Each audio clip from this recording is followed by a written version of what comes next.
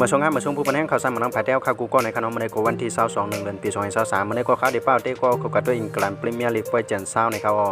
มือคำว่าในก็มีลงเคียงกันอยู่6กูในขนมมาด้วยกันที่กูมาเจ้าอันตั้งในขนมมือคำว่าในก็ลิเวอร์พูลเลดังเคียวชีเหมือนกันกับส่วนผลหมอเอฟเจเลตั้งนอตติงแฮมฟอเรสต์ก็เหมือนกันกับ1-1เลสเตอร์ซิตี้เลตั้งไบรตันก็เหมือนกันกับ2-2เซาท์แฮมป์ตันก็ส่งเป็นเอสตันวิลล่ากับ1เวสต์แฮมก็เปเอประตันกับ2-0คริสตัลพาเลซในตั้งนิวคาสเซิลก็เหมือนกันกับ0-0ในข่าวมาต่อกันที่ข้ามาเจนตารางพอในขนมที่1ก็ตึกเป็นอาร์เซนอลมีอยู่47หมายที่2ก็เป็นแมนเชสเตอร์ซิตี้มีอยู่42หมายที่3นั่นก็เป็นนิวคาสเซิลมีอยู่39หมายที่4นั่นก็เป็นแมนเชสเตอร์ยูไนเต็ดมีอยู่39หมายเหมือนกันก็กาโกนันนิวคาสเซิลสร้างรายนำเลยอยู่ที่3ที่5นั่นก็เป็นท็อตเทนแฮมฮอตสเปอร์มีอยู่33หมายที่6นั่นก็เป็นไบรตันมีอยู่31หมายที่7นั่นก็เป็นฟูลแฮมมีอยู่31หมายเหมือนกันก็กาโกนันไบรตันสร้างรายนำเลยอยู่ที่6ที่8ก็เป็นลิเวอร์พูลในขนมคำว่าเลมัน1หมายก็มีอยู่29หมายที่9นั่นก็เป็นแฟรงก์เฟิร์ตมีอยู่29หมายเหมือนกันก็กาโกนันลิเวอร์พูลสร้างรายนำเลยอยู่ที่8